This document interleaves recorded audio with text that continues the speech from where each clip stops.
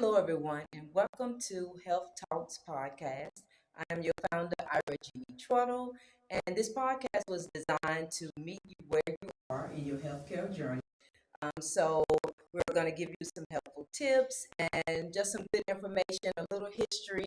I want to have some guests on so they can tell you about their health journey. So, this morning we're going to get started with a good friend of mine, Miss Isis Riel.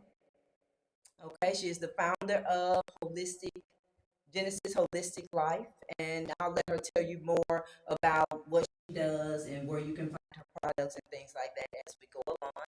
So, go ahead, Faces, and say hello to everyone. Hey, how are you guys doing? I'm super excited to be here with Irene. So I'm excited about what we're going to talk about, and I know we're going to have a lot of information to share. Yes, yes. Well, thank you. Thank you for agreeing to come on. This is the very first episode, so I hope you guys enjoy it. Take away some helpful tips, and then we're just gonna go ahead and dive on in. So I wanted to talk about the two different ways of health. We have the traditional way, which is actually the way our ancestors did it by trial and error, and then they just remembered what mixes and things like that worked, and that's what they use for their wellness there and for their healing. And then as we moved on and man kept making things, they started to make it synthetically, add this to it, and started to change everything up and slowly moved away from the traditional and holistic way of doing things. So you can do it both ways. I've done it the man-made way, and I've done it the holistic way. I've done all types of ways. I've combined the two. So you have to find whatever your rhythm is and make sure that you um, do what's going to work best for you and your body. So I'm going to go ahead and ask Isis a question. So thinking back on where were you raised? What state were you raised in? Because see, we're here in Nashville, so but I'm originally from Memphis. So where are you from? That's an interesting question, only because I was raised in a lot of different places. Okay. My birth town, my hometown is actually Jackson, Tennessee. So I'm a Southern girl at heart, and like you said, I came with all the things in glass jars and hometown remedies and things like that. So I was raised with that in Jackson because it's definitely it's a little country city town. Okay. So Okay. but yeah. Okay. So how would you rate the way? So what type of cooking did your family do growing up? So tell me what type of meals did you have? Well, I mean, I am definitely a Southern girl, and so we definitely, my grandma definitely did the Southern cooking. We did the hot water cornbread and we had hogs that we had out in the country and things like that. So really Southern cooking, like Mm-hmm. everything made from scratch, cast iron skillets and things, and greens and picking stuff from our garden. So that's how we ate, real Southern style. Okay. Okay. Now I do remember also being in the country with my grandparents, and my granddad had hogs. He had the horses. He had well, take off the horses. He had hogs. He had did he? What else did this? He had hogs and a few other things. I do remember him slaughtering the hogs, and I would always watch from the kitchen window because I never wanted to be out there. I was too busy running and just looking and not wanting to be in it. So that does bring back some memories. It does. It does. Okay. So what was your so as you moved along, what was your are you still eating the same way, first of all? I am not. My family was definitely, some parts of my family were still eating chitlins and things like that. And even as a kid, I was like, no. I mean, I didn't want any parts of that and things like that. But I definitely don't eat as much of those things anymore. I can't remember the last time I had some hot water cornbread, even though I love hot water cornbread. Don't get me wrong. My mom, still cooks greens, and I think she could find some chitlins. She probably would still cook that. But I've definitely gotten away from those things. My mom still had the southern cooking as well as we moved around a lot and had different influences. Like we lived in Seattle and things like that, so that kind of opened up our taste ranges. So we did like Alfredos and seafood things like that, things that we probably wouldn't have gotten in Jackson. So it's a little bit of wider palette and definitely a lot more healthy food. So Yeah, yeah. I remember growing up and my mom doing. She did cook. We had our hamburgers and fries. mm-hmm. I remember her cooking one time, and she was cooking some squash that it looks like corn, but it tastes different. And I kept saying, "Let me try some. Let me try some." She said, "Well, if I give it to you, you're going to eat it." Oh my God! After trying it, I did not like it, and so it took me years and years to just get back to acquiring that same taste again. But oh yeah, I can remember her in the kitchen. I can remember my grandmother in the kitchen cooking all the rice and the fried chicken and all those good things that we grew up on. Mhm. Not water, just a little bit. Mhm. Mhm. But Yeah. yes, I definitely remember those things. And I remember kind of the same way as you, like being a little, curious child. And one day coming out and seeing my grandmother eating something, and I said I wanted a bite of it. And I tasted it, and I was like, what is this? And then she's like, it's brains and eggs. And I was like, you know what? I'm gonna be careful about what I ask for from now on. Oh, brains and Still, eggs. still to Oh, this oh, day, yeah, I remember that. It oh was no, brains of traumatizing. what? Pigs. Oh no. Yeah, Mm-mm. yeah. Mm-mm. Yeah, but back in the day, they used You, every part of yes, it. So but you know what? They used every part, and it was healthy because they were growing it themselves. They were feeding the pigs themselves, so they knew exactly what they were getting versus moving into man-made. We don't know what we're getting and what we're putting inside of our bodies. We do not know. We do not know. So, and if you don't get out there and find out, you're gonna get some rude awakenings because um, it's gonna deteriorate your health. Okay, it's going to you're going to start to feel bad. You're going to be wondering why, but it's going to be all these man-made things that we're eating and not being conscious of what we're putting inside of our body because God gave us this one body for us to steward over, take care of, so that we can do the purpose that He has for us on this earth. So it's very important that we take care of it the best that we can. Life is going to happen, things are going to happen. It's just best that we do the best that we can to take care of ourselves.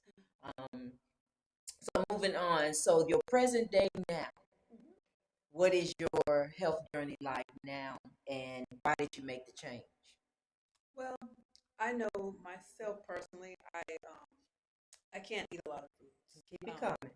And so I've had to really, you know, prepare something um over the Go ahead. I'm sorry. We have some technical difficulties. I'm sorry. prepare Okay. something. Yeah. So I had to prepare foods that were healthy for my body, and those are things that I had to learn. So I'm allergic to a lot of things. Like I can't eat avocados, certain fruits I can't eat. So just trying to the main thing that I realized as I transition into this new diet that I'm on is that you have to eat for yourself. Something that works for somebody else might not work for you. And so just finding the things that work for my body, just more whole foods, less bread, less sugar, less salt. That's what works for me.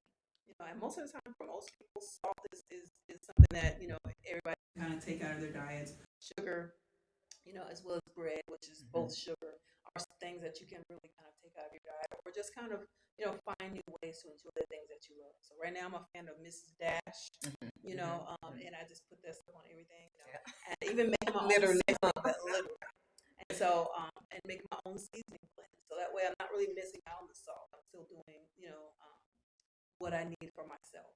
So, right now I do a lot of, whole foods, fresh fruits, vegetables, a lot of water. I make my own electrolyte water blend, which is like chlorophyll, pink Himalayan salt, lime, and it hydrates your body and gets you where you need to be. So Okay, hey, all this sounds good. I have learned to get in the kitchen and explore and try new things. New thing right now is tofu. I bought it before. I did not like it. Actually, I didn't cook it. I bought it, took it home, and said, "Nope, can't do it." I just threw the whole thing in the garbage can. I said, "Well, it's gonna spoil anyways. I might as well throw this in the garbage can." So then I went on and did a recipe that I saw Tabitha Brown made. I made the recipe. I did like it. I've been eating it ever since. Of course, I've gone back in and made it my own. I added some other things to it. But now a lot of my protein is coming from the tofu because I have backed off a lot of the meat and the chicken and the and once you, I backed off a lot of that stuff because I did my research to see what's in it, not what's in it, but how they process it, and it's not a good sight. So I'm just choosing to back off of all those things and just try to eat, eat differently and put things in that's going to be better for me, which I think we all have to do. Go see your doctor. Make sure that you have a clean bill of health. Let them know what you're trying, especially if you have health issues.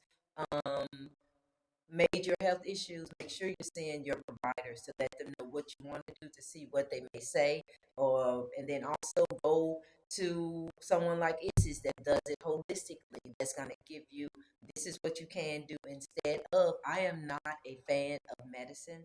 I do not like taking medicine.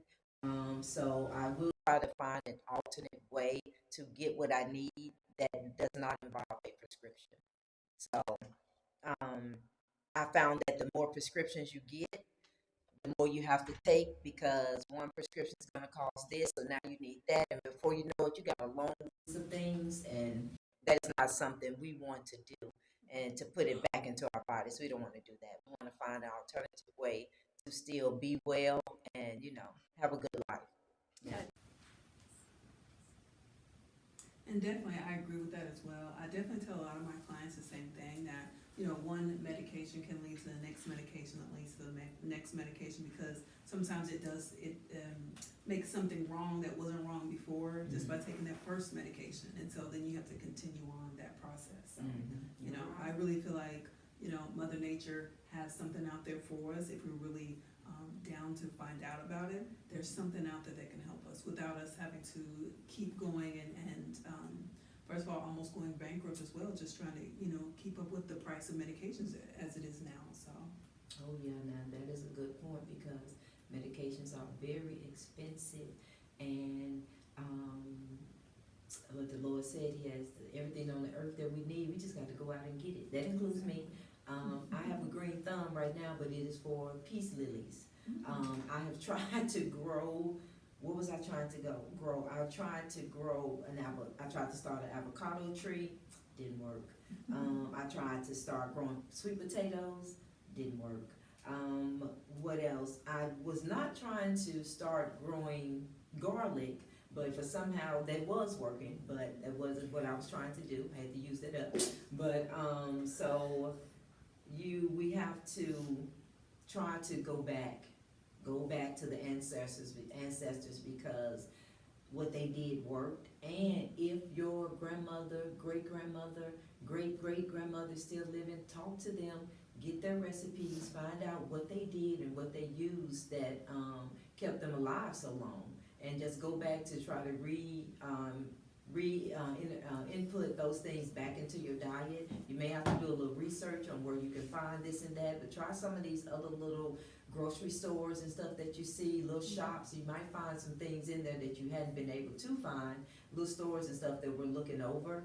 Go out to the farmers markets.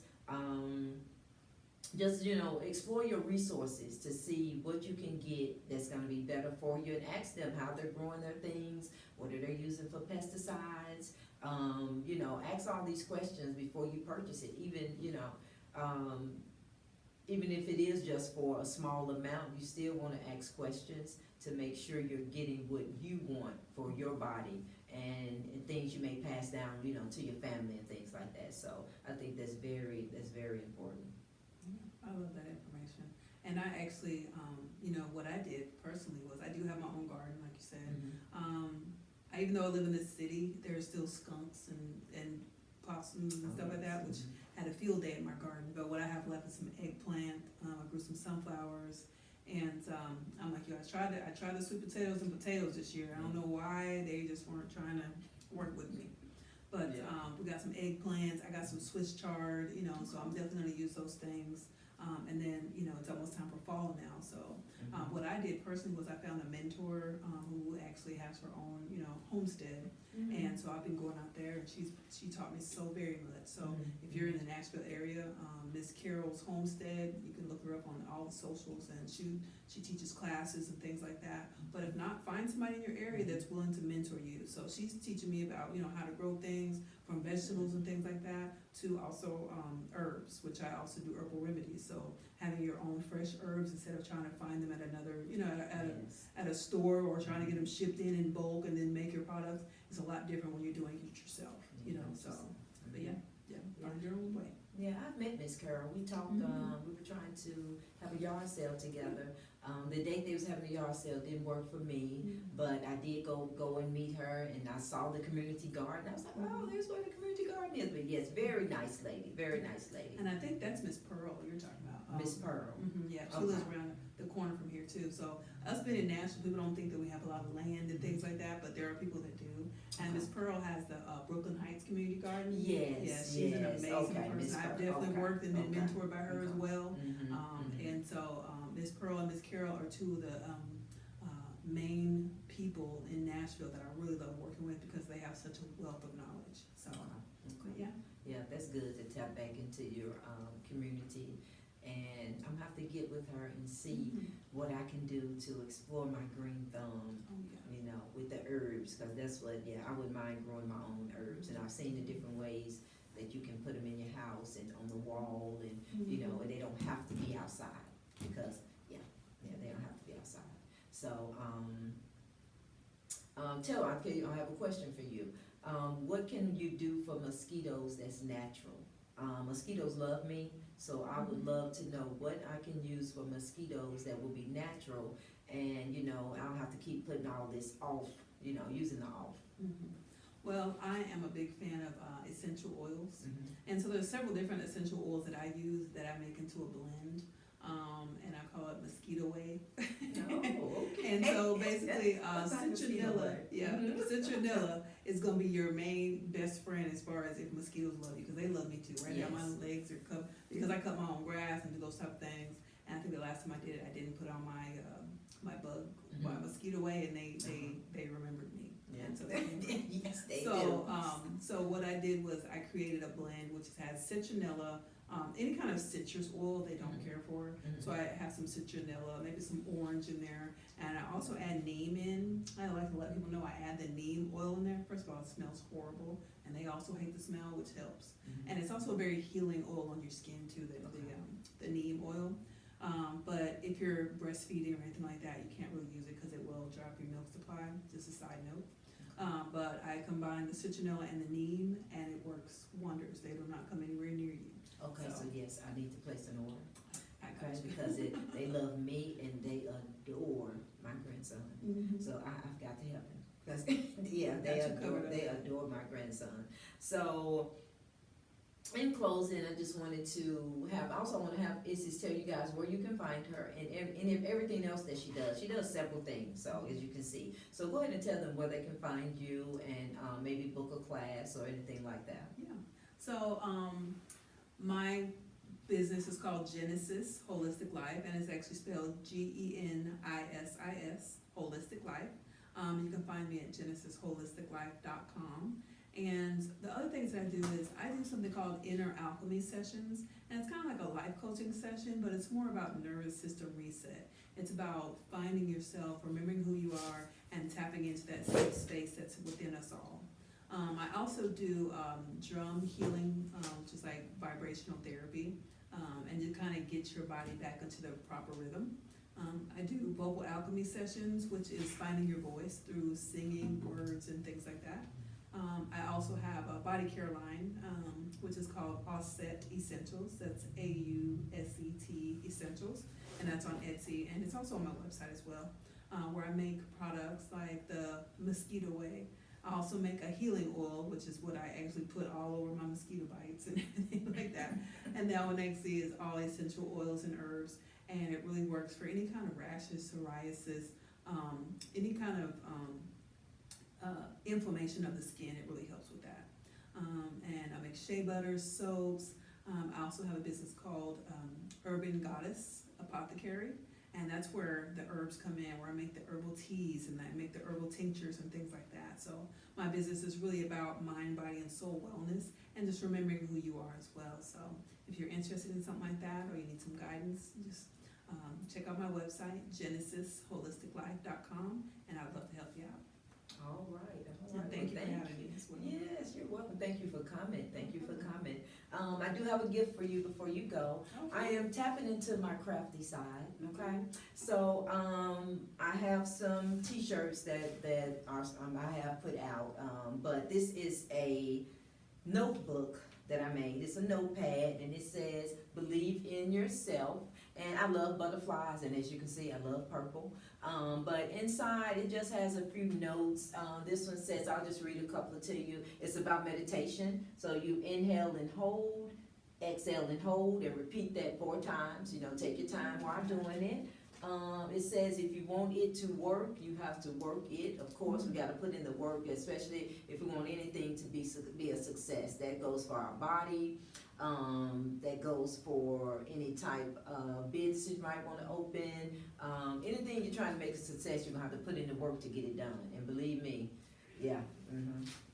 Let's say, what else this says? It says, you have not because you ask not. And that is James chapter 4, verse 2. And that is so true. The things we want in life, sometimes you got to go, not sometimes, all the time. You need to just go to God in prayer. And it may not come when you want it, but it'll be right on time. You know, that old saying is very true, very true. Just keep praying, keep talking to him about it, keep working on it, and when it's time, he'll bring it to you. Let's see. It says you are one of a kind. This one here says one of a kind. And there's just a couple of more pages in here that says a few more things, but I just wanted to give this to Isis, thanking her for coming on to the Health Talks podcast. As my first guest, it has been great having you. Enjoy, use it. I know it's cute, but use it. Yes, use it.